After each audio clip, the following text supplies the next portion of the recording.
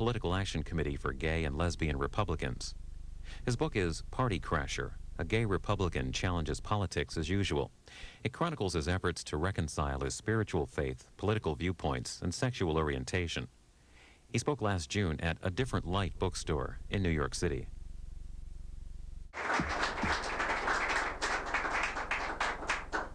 Thank you. I'd like to thank A Different Light for hosting me tonight for this book signing, and I thank you for coming to hear more about the book, and maybe it will perk your interest and you'll get a copy. But what I thought I would do is basically outline the book for you, do some brief readings, and then leave it open to question and answers.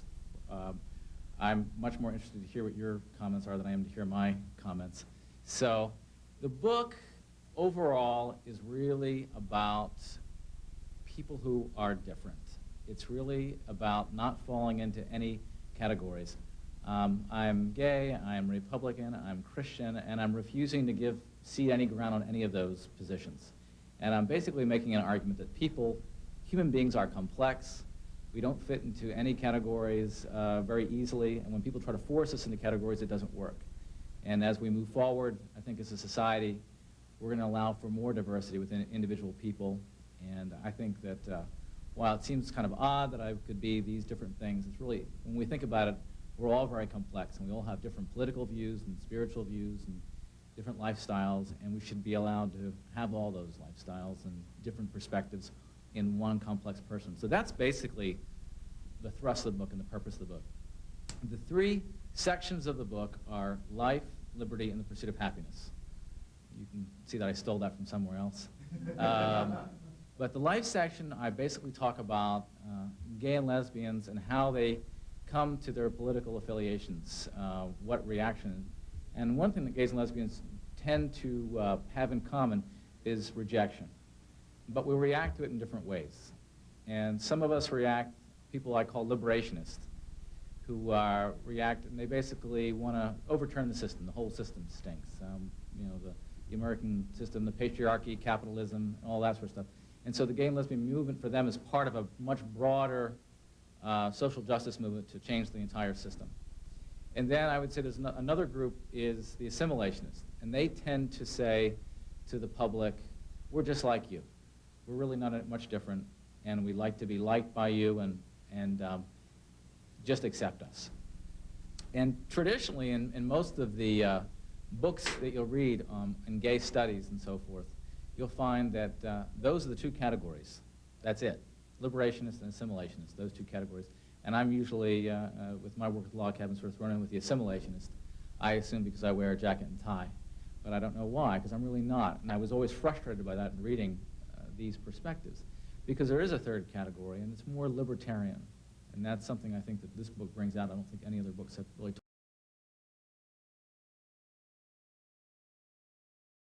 In the next section, Life, I talk about how gays have worked in the Democratic Party for the past 30 years.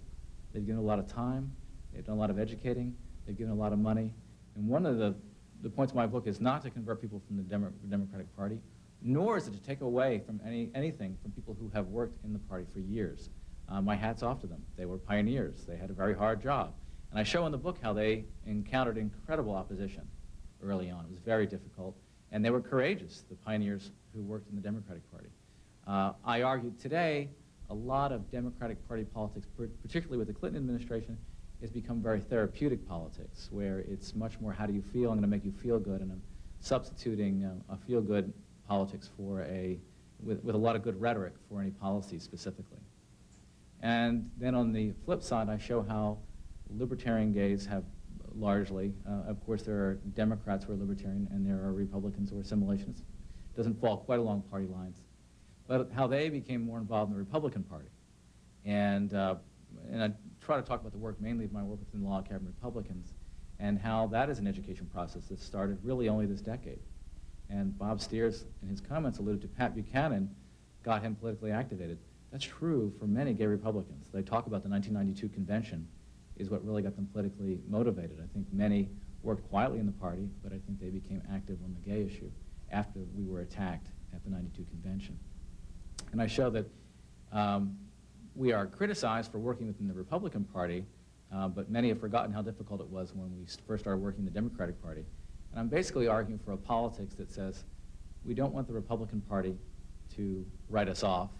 We don't want the Democratic Party to take us for granted as a community. It's strategic to have people in both parties. And it's good that we do, and we naturally do, and we should work with that. And the only way you change things from the way they are now is by education. Somebody has to go in and talk to them.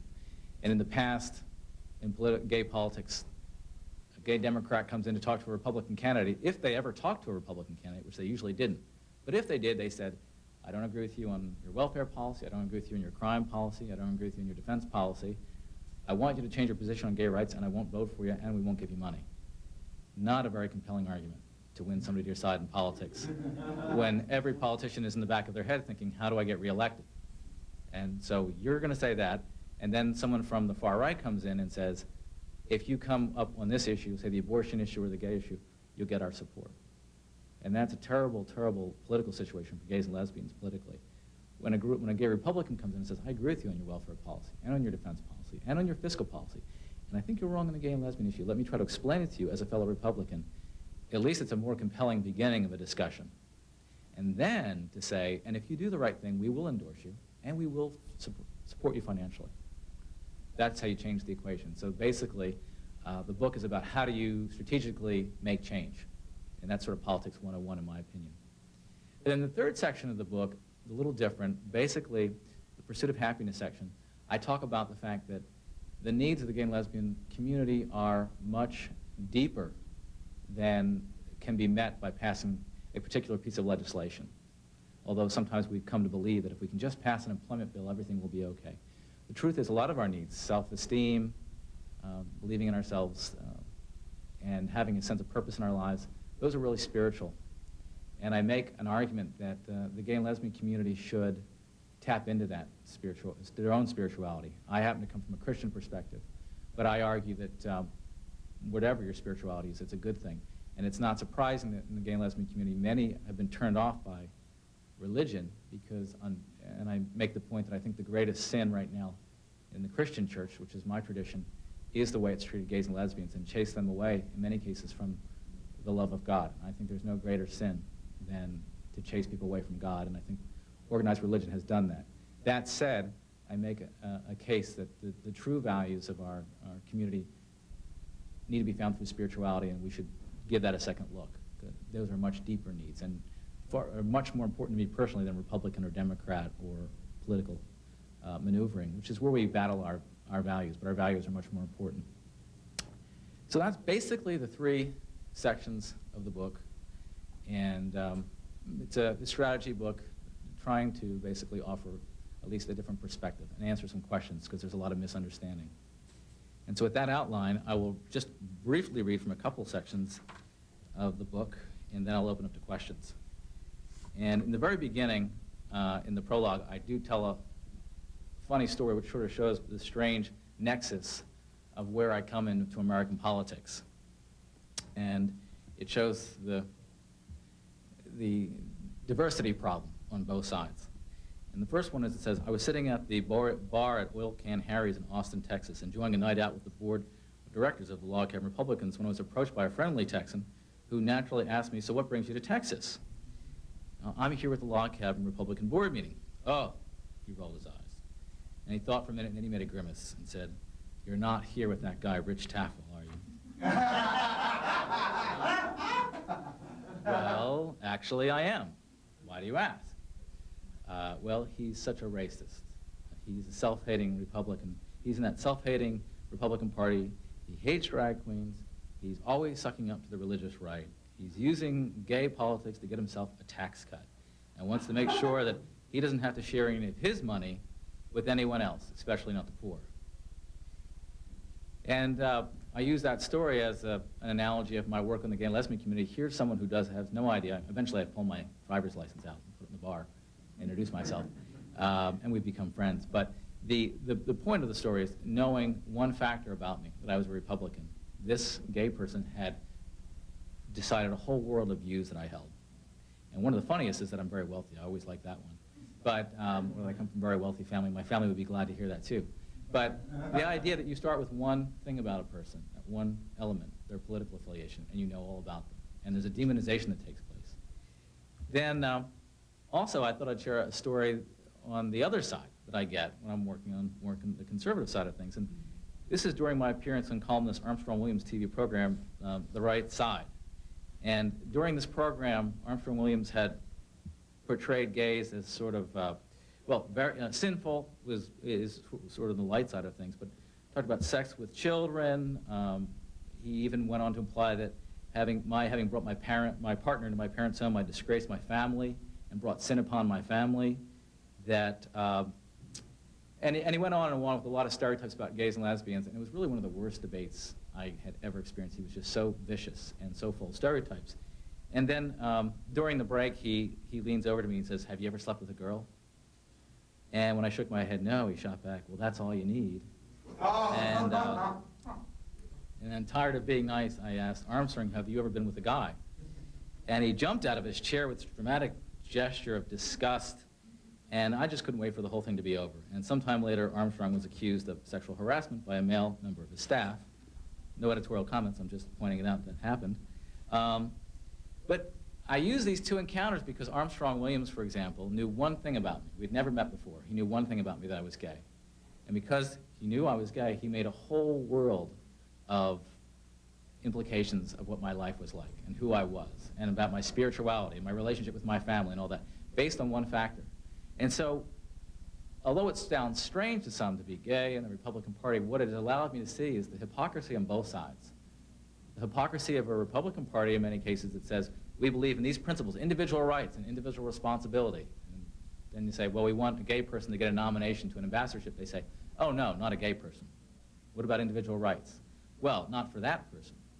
And then within the gay and lesbian community, we have a mantra of, we are everywhere, diversity is our strength, and we have literally quotas on many of our boards. And you say, how about ideological diversity? And there's a meltdown. You cannot be Republican and be part of our community.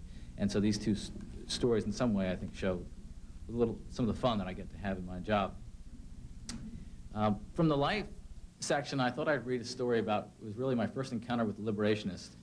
And it's a somewhat funny story, a somewhat cynical story. And I was invited to UMass Amherst, a college in Massachusetts, because the young Republicans were having a straight pride rally, which was really a gay bashing rally. And the Queer Nation, which was a liberationist, more radical group at the time, said, we need you to come and counter this. We need your presence here with us, Queer Nation. So I'm thinking, okay, I'm going to go and be with Queer Nation against the young Republicans, but whatever, that's the nature of my work. So here I end up at UMass Amherst, and we have this rally, and I bring a friend of mine out here, and the Queer Nation group, which is a gay lesbian student group, said, go ask the Republicans if you can speak. That'll show that they're not fair and they're biased. Go ahead, ask them. And so I did. And lo and behold, after a long discussion, which I talk about in the book, the young Republicans allow me to speak. They agree for me to speak at a straight pride rally, okay, with Queer Nation protesting. And I know, this is complicated. And I had warned a friend of mine who came with me that day, we could be in physical jeopardy today. So who knows? And I had no idea I'd be on the podium with this.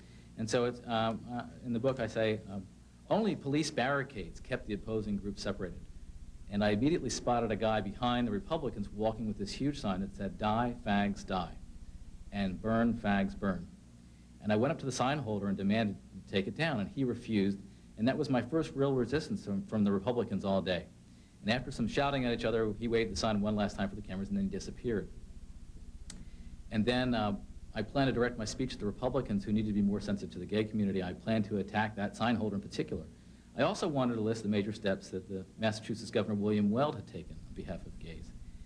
But my host, Queer Nation, were screaming so loud that I was unable to be introduced. And as I tell the stories, I start to speak. Everything that I say, they counter. I say that Governor Weld pledges action, an end to homophobia in Massachusetts, to shouts of bullshit.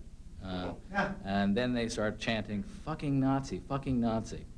And this is the welcome I get from the group who asked me to go up and speak. And then then to my very jaundiced eyes, we look out into the audience, and my friend who's with me, Abner Mason, points out, he says, look at that guy. And in the audience with Queer Nation is the guy who was holding the sign, Die, Fags, Die. He was one of the radical gay students who held a sign up for cameras for the television to make the young Republicans look worse. And so I basically outlined, you know, this was one of my more cynical views of how this debate, in some sense, people want to keep opposing sides polarized. The right wants to keep it, and the left wants to keep it. And you'd think that someone who, for example, is going as a messenger back and forth like I might be doing, people would say, well, we're really glad you're doing it. No, how dare you talk with the enemy? We want to keep these poles polarized and don't go back and forth. And this is a very, one of the most cynical things I had seen. And in the Pursuit of Happiness section, which I said was more on the spiritual side, I have a theological background, and I'm ordained, and I went to Harvard Divinity School, and that comes in quite handy because many people, as you know, there's a civil war in the Republican Party with people claiming that the party of Lincoln is a religious right party, that is big government that would push a fundamentalist Christian agenda through politics, which I would strongly disagree with that. And I had a chance during that horrible convention of '92 to debate on Larry King Live with Jerry Falwell, and I recount that debate. And it starts, Mr. Falwell, I'm a Republican like you, I'm also a Baptist like you, I'm a Christian, my faith is very important. So I'd just like to say that I wish you would stop pretending that you speak for all Christians, that when you say, as a Christian, it's wrong to be gay. And I was looking at the television screen, the Reverend Jerry Falwell, in Washington television studio just before the Republican National Committee in 1992. Our topic on CNN's Larry King Live that evening was whether a GOP staffer would be allowed to work in the Bush election campaign who was gay. And I just got sick of his beating up on gay people in the name of Jesus. I continued by pointing out to Mr. Falwell he kept using selected passages from Scripture while ignoring others in an effort to bolster a political argument, much like Southern Baptists had used the passage from Ephesians, slaves obey your masters, to justify slavery in America in the 19th century. And he said, Richard, I should have said I'm a Bible-believing Christian. Falwell said it with a grin. And I believe in the Bible too, Mr. Falwell, I responded impatiently. Do you take the Bible literally? Falwell asked. No, you don't, I countered. Should slaves obey their masters? This had been the passage, taken literally, and it split my church, the American Baptist, with the Southern Baptist more than 100 years earlier. One thing that has always attracted me to the American Baptist Church was its leadership in the abolitionist movement. Do you take the Bible literally? Falwell asked again, turning red-faced and angry. Should slaves obey their masters? I asked again. Falwell stumbled, trying to answer his own question by citing passages from Romans and Leviticus. Do you believe, Mr. Falwell? I'm against slavery, and the Bible condemns slavery, Falwell said, stammering and pointing his finger. No, the Bible says slaves obey your masters, and it says women should be silent in the church. And at that point, Larry King went to a commercial break. Falwell was crimson with rage. During the commercial break, King leaned over and said to me, I like that Bible stuff you were just doing. That was good. So those gives you some sense of the various stories, sort of the behind the scenes of what's in the book, in the 3 sections. At this point, I've talked long enough. I'd like to open up to questions. I'd ask that you cooperate with CSPAN because they have a mic, and it's very important that you get your question on the mic so that people can hear it who are watching this outside of this room. So if there's any questions on any of the things I've talked about or something you came with tonight, I'd open up to any Q&A right now.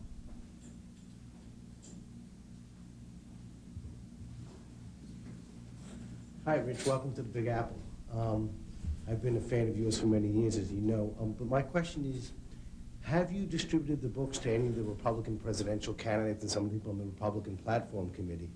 And if so, have you received any response? If not, what do you expect the response to be from, more the moderate candidates, George Bush, John McCain, and some of the platform people, even some of the governors like Christie Whitman, now great Governor Pataki, and Mayor Giuliani? We haven't distributed the book to those folks, but that's a good idea. And what the response will be, I don't know. I hope if they read it, I think they would find that we agree on so much, and I think they would find that there's a lot more. We have a lot more in common than we have in difference. But that's a good suggestion. Any other questions? Yes. What do you see for the future of the Republican Party? Basically, I make the point in the book that the party can go in two directions, and I actually wrote that before the '98 elections, which I think makes the point. The governors in the Republican Party went in one direction, which is the Republican governors generally are more inclusive, they're more about the people's business. You don't hear a lot of anti-gay rhetoric coming from the Republican governors. The Republican House and Senate has a few people who are very outspoken, are very much on television, saying anti-gay things, and I think it's been disastrous for the party in Washington as far as on the Hill. And so in '98, what we saw was, I think, the future of the Republican Party. It's either going to go in the direction of the Republicans on the Hill, who have engaged in sort of Trent Lott with the kleptomania, or this last week with Jim Hormel's nomination being held up, or attempted to be held up, is really silly, and it's going to very much hurt the party. It will not grow. On the other hand, the governors seem to be getting it, and their message is much more an inclusive one. I would predict that for pragmatic reasons, because Republicans eventually, any political person wants to win, the Republican Party will have to move away from those who are anti-gay within the party and move more to the middle as far as the country is concerned. And they will either learn that the hard way or the easy way. The easy way is to just do it proactively. The hard way is to lose the House and the Senate and the White House, and I would hope the party could learn that lesson faster than that.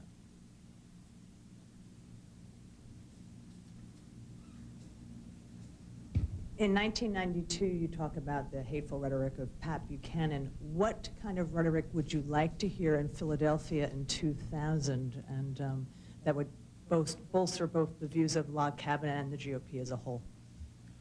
What I would be looking for in 2000 is a Republican candidate who says, we have very strong core principles in our party, the party of Lincoln.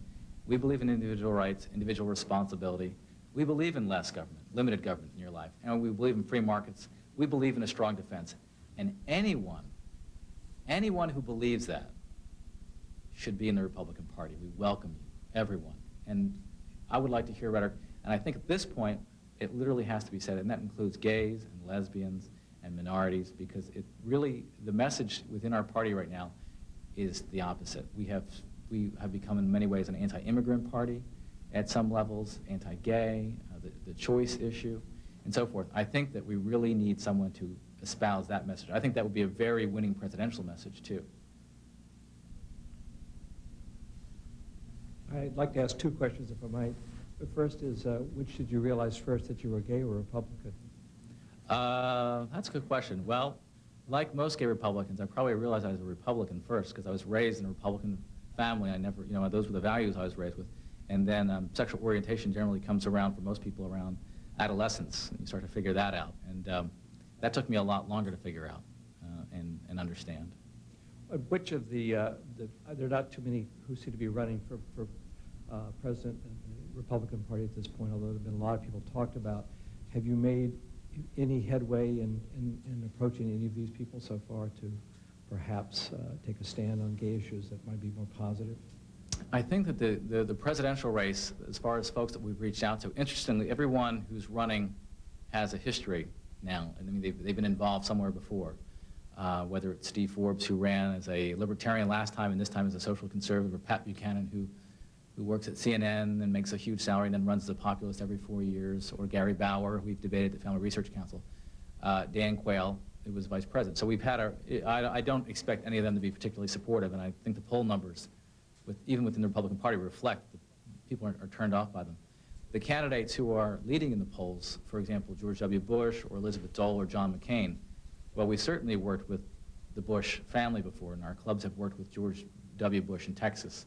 When we had a conflict with the state party in Texas, he actually came to our defense against elements within the state party who were taken over by the religious right. And obviously we had somewhat of a conflict relationship with his father by 1992 when he ceded so much ground to the far right. In the case of Elizabeth Dole, obviously we've worked with her husband for years and are working through those contexts. And then John McCain we know probably best of all because he's a senator and has been a strong supporter of our organization and the whole principle that merit should be the sole criteria, and probably has the strongest track record of any of the candidates. But I'd say of those three leading candidates are interesting, and we'd like to have formal meetings where we sit down, because that frankly is our role. Most of the gay and lesbian groups in this country will begin rallying around Al Gore or maybe Bill Bradley, but mainly around Al Gore and talking about what jobs they'll be getting in the Gore administration and so forth, where our job is to educate these Republican candidates. We'll be alone in doing that, so that's our responsibility, and that's what we'll be doing probably now throughout the fall with those candidates.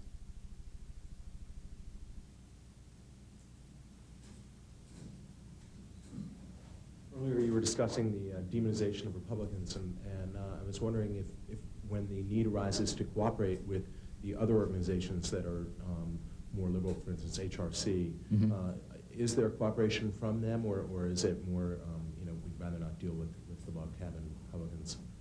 Yeah. Yeah, that's a good question. I think it's dramatically changed. I know I would say when I first came to Washington, it was somewhat hostile, and I actually tell the story of my first AIDS meeting, which was before the Republicans took over the Congress. And it was an AIDS lobby group, and I was the only Republican in the meeting. And someone at the meeting who was doing the strategy said, well, somebody's got to lobby the Republicans. And they asked the first person, and she said, well, I didn't wear my pearls. And they asked the next guy, and he said, well, I didn't wear my heels. And it was a joke. Like, no one's going to visit the Republicans. And they said, well, Rich is here. I guess he can do it. And that's sort of how I felt, and probably my last meeting like that I went to. But I then went and visited with the Republicans. Well, when the Congress shifted over, those groups didn't have access to the Republicans. So I think the shift in Congress has changed a lot of their perspectives, because as organizations, they've learned that to raise money with their membership, they've got to be able to say they have some access in the Congress. They can't be completely frozen out. During the Bush administration, the Reagan administration, I think they liked the idea of being frozen out and throwing stones. It doesn't really work with the Congress. So I think they are much more likely to work with us on key legislative issues. And I think there's actually a lot of mutual respect, which would surprise people, among the leadership. And people are particularly surprised. Irva Shivad, for example, a very prominent lesbian from the National Gay and Lesbian Task Force Policy Institute, and I are very good friends at a level of collegiality. And I think that's important. We have to model that behavior. I find actually the most opposition I get for being a Republican, and frankly, is from people who are ignorant of politics. People who have never done anything. I'll say, have you ever done anything political? Have you ever lobbied? Do you know who your congressman is? Have you ever done, do you know who your city councilor is? It's generally those people. They have never done anything, and it's just a knee-jerk armchair reaction. They're not activist in that sense.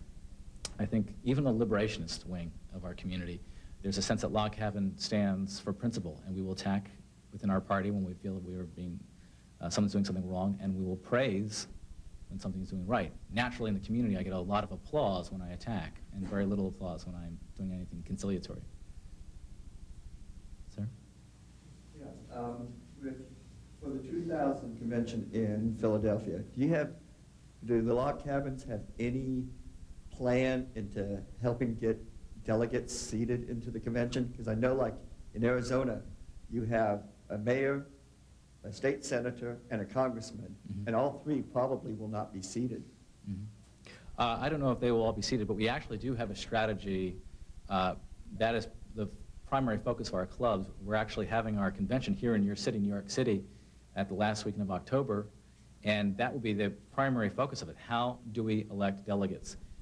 It is amazing with a few people, I argue a few people with a moral message, which I think we have a moral message, you can accomplish at a convention like that to get our message out. And so we will be electing delegates around the country, and that'll be a strategy. It's different in every state, so it takes a grassroots effort, but fortunately for our organization, we have local chapters, and they sort of know the politics of their particular area. But that'll be a big focus for us, because it's very important to leverage that message during the convention. I think there's a question here. Hi, welcome Hi. to New York. Thank you. I heard you on the radio this morning, and the same question always comes up. Given New York and Texas politics, we both have governors that are Republican there. Outside that they have aspirations for president and vice president, is there any other real reason why we can't pass the hate crime bill, aside from they don't want to alienate the Christian right? Or how can we get in these two states, the Yeah. hate crimes? Well, hate crimes is a tough issue. I'll tell you why. It's a tough issue for people who come from the libertarian perspective in the Republican Party, because they generally, the idea that you would make a thought, which hating someone, a crime, is not very libertarian. So they're coming from that perspective to start with.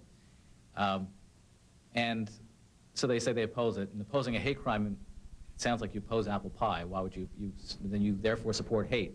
So it's very, the issue itself is sort of set up for that situation. What we as an organization have stated is, look, the reality is, on these bills, other groups are listed.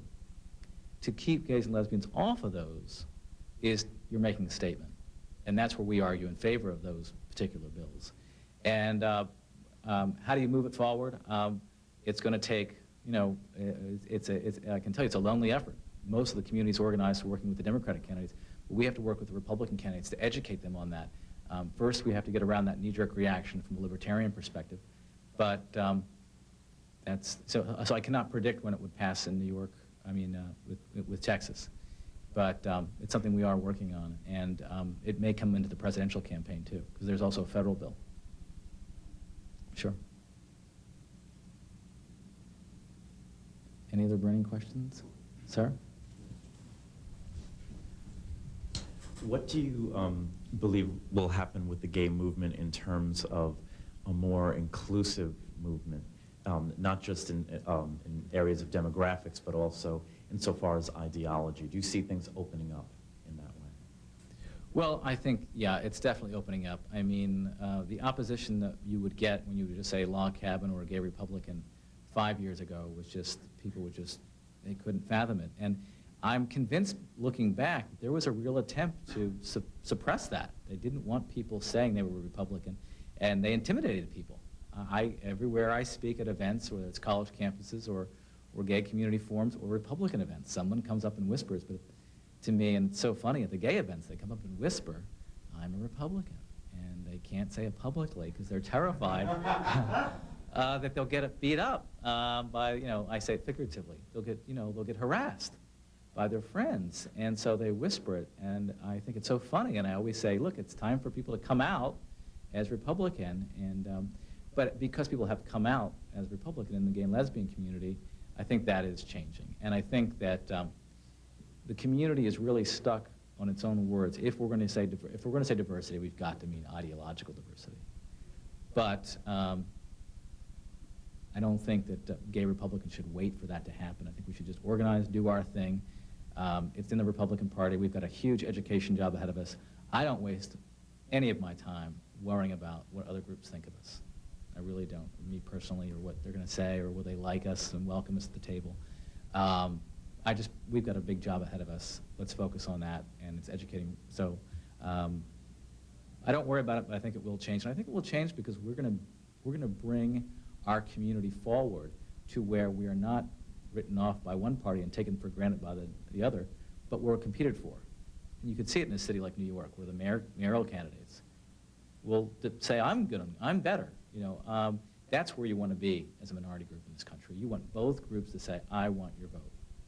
And when that starts to happen, I think our community, anybody who would oppose us as gay Republicans would slowly fade away, because you can vote on anything you want. Both candidates are good. Another question up front? I think the Matthew Shepard case in Wyoming might verify a lot of what you're saying. The fact that there was a lot of vigils by both heterosexuals and homosexuals in his memory. And in the state of Wyoming, which is a Republican governor, I believe the legislature is controlled by Republicans, there was both outrage regarding his murder, and also the people who committed the crime will at minimum receive a life sentence, but they possibly might even receive the death penalty if they, even though there's no hate crime in that state. But I think it was a very typical reaction of the people of Wyoming from when I saw from a distance in the news media, that they were outraged that somebody was killed, and the second thought was that he happened to be gay. That happened to be just a consequence. So I think that means that we're at a threshold, because it's not a state that's in the eye of the news media all the time. And I think that, how do you feel? Do you think that is the trend that hopefully will continue, the way the reaction of the people and the government of Wyoming? Yes, I think by and large, everyone, when they see a horrible crime like that, says that's terrible and we should prosecute the people to the full extent of the law. I think generally. What we've discovered, though, in some places around the country is what's called the homosexual panic defense, where a gay basher will say, he hit on me. And judges have said, well, then he should have been killed. And almost those exact words. And we've seen people get lighter sentences or get off the hook. So I think you're absolutely right in the case of Wyoming. Wyoming was, from beginning to end, was consistent with its message that this is wrong, we're going to persecute these people to the full extent of the law. But there are cases, unfortunately, where judges have said, you know, these people are lesser than full human beings and don't deserve the full protection.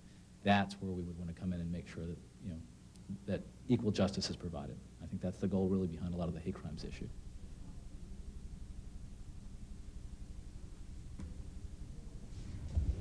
In the book, you relate the story about being, I think it was at Georgetown, and you were debating someone, I can't remember his name, but he was saying lots of very unflattering things about homosexuals generally, and he was being really heckled by the student body. And rather than going in for the kill, you asked the student body to act like grown-ups and act responsibly and treat him with respect. And at the end, he was seemed very happy about that and made some very flattering comments. Sort of, you know, if all gays were like you, we wouldn't be having a problem, I guess, or something like that. Now I guess my question is two-part. I mean, have you seen in the years since then, or however long it's been, a personal change in his particular stance? And is your experience on a more general level, you can sort of kill them with kindness, so to speak? Well, in the third section of the book, I tell that story, and basically the point of that story was to show that I was in the middle of this political debate, and it was about gay marriage, and I was in a very favorable audience for me, because it was a university. And what the students did was they just started going up to the mic and saying, you know, you're stupid, bigot. And it was just that kind of, and he was sort of flailing a little bit in the debate. And I realized at that moment for me, what was important for me was that my Christian values kicked over top of my political values. Because I remembered this voice in my head from a Republican strategist, and he said, when you get somebody down, that's when you step on their throat. And I remembered that. That's politics. And I couldn't do it to the guy. I thought, I disagree with this guy 100%, and I'm not sure, he's in an organization, he runs an organization that's part of their business is going to be anti-gay stuff. So I don't know to the extent that he's going to change completely or have a road to Damascus conversion experience. But I just realized in that moment that we in the gay and lesbian community can never fall to the level of people who give us hate. If we return hate for hate, we become them. And the argument I was making was we have to rise above it. We have to learn to forgive our enemies, and in my case, even pray for your enemies. I know it sounds like a radical idea. But when we engage with them at that level, there's so many gay and lesbian activists who are so bitter and angry because they've taken the horrible stuff they heard from their parents or at home or their church, and they've internalized it and they become it. And I was basically arguing we've got to rise above it, and that politics can be a transformational beyond the political realm in that particular story. I do see changes. In another story I talk about where I'm on a call-in show, very conservative call-in show, where I know that you have to subscribe to the program, so I know what my audience is going to be like. And I am getting beat up. I'm debating someone, Robert Knight from the Family Research Council, who was really despicable in some of his descriptions. They're in the book, and I can almost not even say some of the things he said about what gay people are like. It's really disgusting. And but the callers call in, and I talked about my faith, and I try to not drop to his level. But the callers call in, and there's the usual attacks. But the third caller who calls in, and I tell it in the book, he says, from North Carolina, and right away my prejudices come up. I think, oh, God. And he's got a thick Southern accent, so more of my prejudices come up, being from the North. Southern accent, North Carolina, this is not going to be good. And just to show that I'm doing the same thing, I'm judging him by learning two things about him. And then he says, well, I don't support homosexuals. Okay? He says, but I'm a Christian. And that young man on this program has talked about his Christian faith. And he's acted humbly. And you, on the other hand, from that other group, you've been mean, you've been cruel. And he said, and if he's a Christian, then he's washed in the blood of Jesus Christ. And therefore, he's saved. And I don't know if I can say that for you, the other guy. And he said, I just know that when I die, I'm going to see that young man in heaven. And it was just to sort of put a chill over me, because I sometimes wonder, why do I do these programs? You know, I'm not going to convince anybody on this subscriber station. You wonder, But I think that the thing that takes me beyond politics, and in some ways I'm playing at politics. I'm much more, I think my whole thing is much more, spirituality and my Christian faith is much more important to me than this political stuff. But it's the place we fight our battles. For me, the important thing was the transformation that can take place. Because the message as we go into the next century is we've got to learn to get along. Our society is going to become more pluralistic. We're going to become more diverse, racially, culturally, ideologically, religiously, and we can't go back. We've got to learn how to tolerate differences and respect differences. They really are a good thing. It's what's made our country great.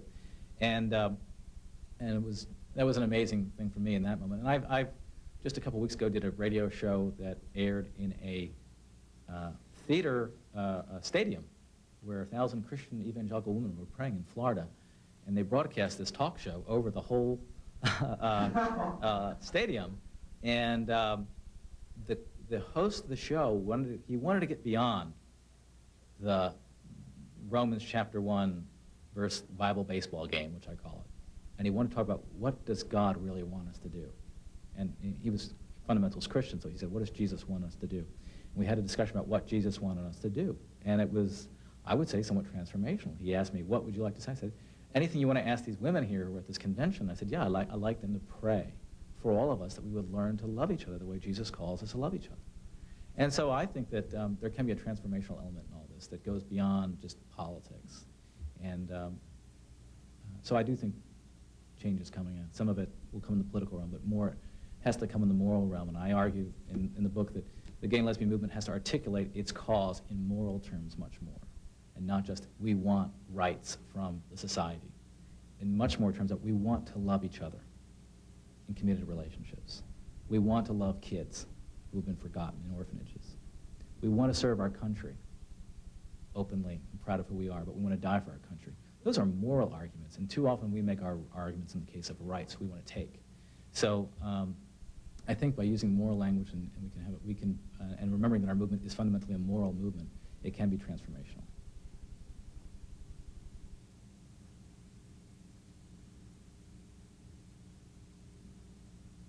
No other burning questions? I guess I do. Sure. Sure. You mentioned about your prior, was it a career track that you were on in the American Baptist Church, or was it just like you were trained in divinity school, got the degree, and then decided to go into a more secular area, or did you actually, were you actually active in a ministry for a time before your involvement in Log Cabin? I'd just like to know like a little more about that background. Sure. Because Sure. I actually did receive a BA in theology from a Great. major university myself. Oh, excellent. But I decided to pursue more like the government service track after I graduated, though. Well, I graduated from Harvard Divinity School. When I was ordained, I worked at the chapel at Harvard University for 3 years, and that was my call. When I got involved with Governor Weld's campaign and with a campaign for an openly gay candidate running in Massachusetts, I was obviously shifting from the church to politics, and I ended up working in the Weld administration. And I put the ordination pretty much on hold. In my denomination, if you're not pastoring a church, you don't have the status to do anything. It's got to be a call. So that's the technical answer. On broader terms, though, I think that the call of Christianity is much broader than whether you pastor a church in the traditional sense. I think everybody's called to do something good, and I consider my work in politics a call, and I would like someday when I'm finished with politics to return to more religious work. Because I think it's very important.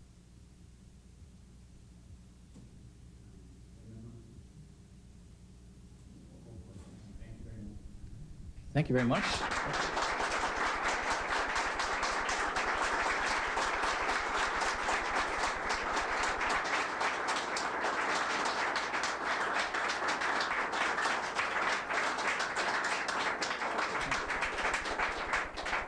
Thank you. Rich Tafel is an ordained Baptist minister. He's worked on assorted Republican political campaigns and is now executive director of the Log Cabin Republicans, a political action committee for gay and lesbian Republicans. Party Crasher is his first book. It was published in June by Simon & Schuster.